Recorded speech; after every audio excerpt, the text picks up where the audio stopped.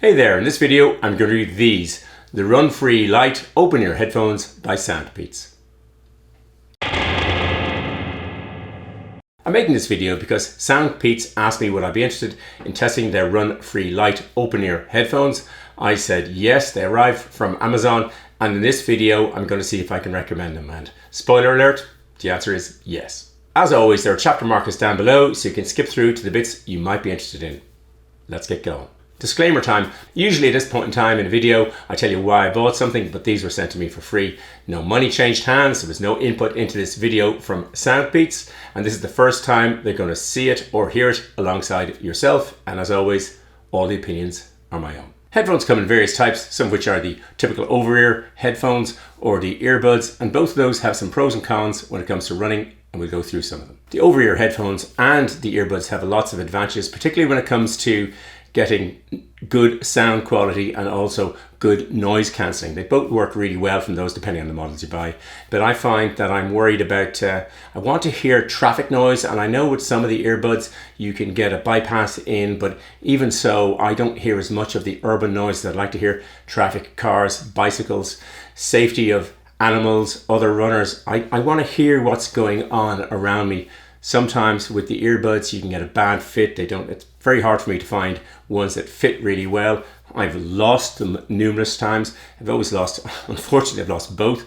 Most people seem to lose them singly. But there's the other thing is where, particularly with the earbuds, I find they're pushing the pressure into your ear all the time, and I can certainly get earwax buildup. There are various potential solutions. Shocks make a bone conducting headset, which I haven't used, and Sport and Auto make a headband with some external speakers that I tested a few weeks ago. This is a different solution to Shock's bone conduction.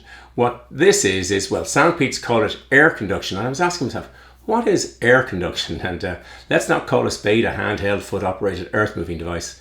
Air conduction are simply a small speaker placed either side of your ear. The units are made of a hard black plastic. You can hear it tapped against each other, and that hard plastic is at the ears, over the ears, and there's a flexible plastic at the back. It doesn't stretch, but actually they're pretty comfortable to wear. There are controls on the side. Simple pressing will turn them on, off, advanced tracks, change the volume, access your voice assistant. I can never remember any of the controls on any of my headphones. I nearly always just use the phone, set them, and away I go. But I'll put a sort of image on the screen of the various things, but they work easily and simply enough. I found the headphones comfortable to wear both sitting around the house wearing my regular glasses and out running with my running glasses. I also always run with a cap, but I found that quite beneficial in terms of that I could slip the back of the headphones up over the clasp on the back of the cap, and I found that actually provided a better angle for the sound, pushed the speakers a little bit closer to the center of my ears. As with all the modern technology, it comes with an app, the Soundpeats app. It's quite a useful app. It's got a lot of presets, so you can boost the bass or the treble or go for classical or whatever. I don't use any of those because it comes with actually a custom equalizer, and I did use that. I was able to change various levels, and that was, I found it really useful. Also, the app gives you a game mode where you can have low latency, so there's little lag between the gaming and the sound. Before I made the last video about headphones, I got my ears cleaned, and I also got them tested to be sure that they were okay for testing stuff and giving advice and the usual.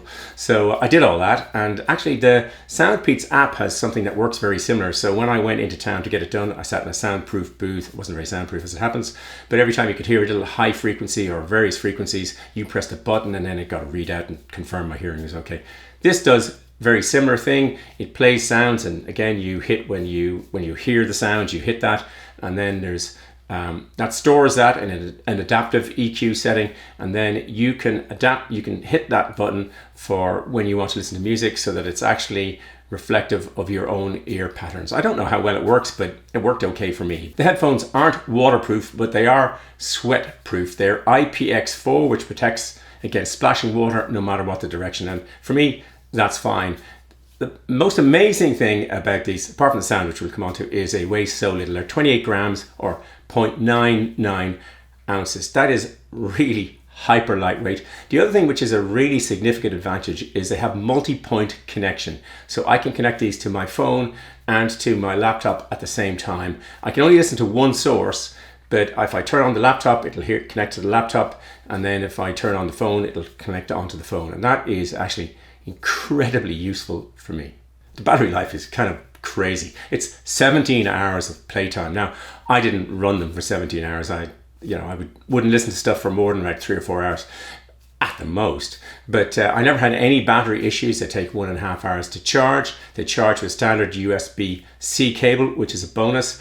They say there is a 10-meter range. Now, I got easily 50 meters out of them. I basically was playing sound. I was out running with my friend Liam for testing, and I got him to run away with the phone, which was my sound source. He went around the corner. He was easily gone 50 meters before they cut out. And then when I ran to catch up with him, they came back into play very easily. Cost is a big advantage for these. They're quite inexpensive. I checked the other day, they were $29.99 on Amazon dollars. They were £35.87, and they were €40.86, and they were $42.99 Australian dollars. But I have seen them on various sales go lower than that, and I saw them for as little as $22.99 on Amazon in the US a couple of weeks ago, and thankfully, they also got sent a 10% off code, and there's links in the description to Amazon US, UK, and Australia. And there's a code which I'll put on the screen, but it's also in the description. But these are probably the cheapest things I ever tested, and also the best value. I tested the headphones by running out for about an hour and walking around the city, running in the city, running on trails. I tested some audio calls to and from. I watched some cycling on my Mac on Eurosport, and of course I listened to Born to Run. What else were you expecting? So what do they sound like? Well, they sound great. I mean, I was really shocked at how well they sounded. I asked lots of friends to try them on. Everyone was kind of surprised at, first of all, voice is really super on them. Listening to voices is really good. It's nice and bright. They have good bass, which is unusual in or very inexpensive headphones. One of the advantages of them, and it turned out in the testing, is I could share them around with people because they're not in my ear. There's no wax sharing or whatever, so you could get a set and share them around. I'd like them to be a slightly bit louder. I say this about probably every set of headphones. I'm always getting warning alerts on my headphones when I'm listening to music. But out running, I actually turned them down. I didn't have them at full volume, and they were just great. They sound really, really good, and yeah, I was really pleased listening to these. In terms of the use case of them, they're great for audiobooks. I mean, they really sound really good when someone is speaking on when it's just voice. It's really amazing. I found that I use them all the time now around the house, watching. If I'm sort of something's on the PC that I'm sort of watching, I can wander around the house and hear them because they're so light. They're so light, and oftentimes when I have the over-ear headphones, say the big Bose ones, what I find is that I'm nervous because somebody might be calling at the door and I can't hear it. So I find I wear these all the time. So the only disadvantage of this kind of a setup is people can hear you because the noise is coming to your ears. Again, I tested with a few people, and you can kind of hear it when they're at full volume.